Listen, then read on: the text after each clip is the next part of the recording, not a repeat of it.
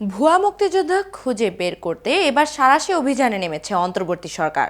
মুক্তিযুদ্ধ বিষয়ক মন্ত্রণালয়ের উপদেষ্টা ফারুকী আজম বীর প্রতীক বলেছেন, ভুয়া মুক্তিযোদ্ধা খুঁজে বের করতে জেলা প্রশাসকদের নির্দেশ দেওয়া হয়েছে। যেসব ভুয়া মুক্তিযোদ্ধা পাওয়া যাবে তাদেরকে আইনের আওতায় আনা হবে।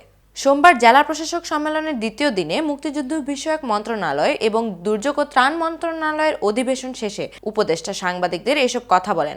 আরও বিস্তারিত থাকছে প্রতিবেদনের বাকি অংশে।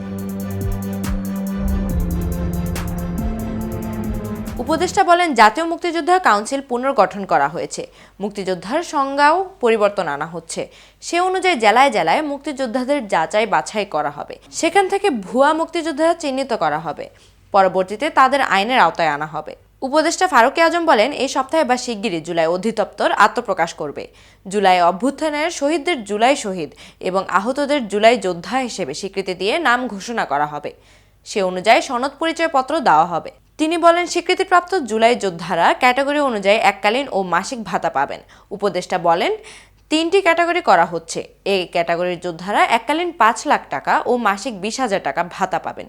বি ক্যাটাগরির যোদ্ধারা এককালীন 3 লাখ টাকা ও মাসিক 15,000 টাকা ভাতা পাবেন। আর সি ক্যাটাগরির যোদ্ধারা পুনর্বাসন ও সরকারি চাকরিতে অগ্রাধিকার পাবেন। এক প্রশ্নের জবাবে তিনি বলেন, এর পরে যে সরকার আসবে তারাও জুলাই অভ্যুত্থানের চেতনা নিয়ে আসবেন। ফলে আমরা আশা করছি জুলাই শহীদ ও জুলাই যোদ্ধাদের বিষয়গুলো পরবর্তী সরকারেও অগ্রাধিকার রাখবে। ফারুকী আজম দুর্যোগ ব্যবস্থাপনা ও ত্রাণ মন্ত্রণালয়েরও উপদেষ্টা। এই প্রসঙ্গে তিনি বলেন, দুর্যোগ ব্যবস্থাপনা ও ত্রাণ কার্যক্রমের মালামাল এখন থেকে স্থানীয় পর্যায়ে সংগ্রহ করা হবে। দ্রুত সুবিধাভোগীর কাছে পাঠানো, বিকেন্দ্রীকরণ ও স্বচ্ছতা নিশ্চিত করতে এই সিদ্ধান্ত হয়েছে। ডিসিদের তত্ত্বাবধানে উপজেলা নির্বাহী কর্মকর্তা এসব মালামাল কিনবেন। প্রতি উপজেলায় এই খাতে 3 কোটি টাকা বরাদ্দ হয়েছে। তিনি বলেন, ইউএনওরা প্রয়োজনের প্রেক্ষিতে মালামাল কিনবেন। বর্তমানে ত্রাণ সামগ্রী কেন্দ্রীয়ভাবে কেনা হয়, এতে একই জায়গা থেকে বারবার কেনা হচ্ছে। তিনি আরও বলেন, স্থানীয় পুনর্বাসন টিআর কাবিখা কার্যক্রম নিবিড়ভাবে পর্যবেক্ষণ করার জন্য ডিসিদের নির্দেশনা দেওয়া হয়েছে। এছাড়া অনুন্নয় অবকাঠামো প্রকল্প যাতে সঠিকভাবে বাস্তবায়ন করা হয় সেজন্য নির্দেশ দেওয়া হয়েছে। এদিকে গাজীপুরের কাপাসিয়ায় নিখোঁজের 2 দিন পর বীর মুক্তিযোদ্ধা গনি শেখের মরদেহ উদ্ধার করেছে পুলিশ।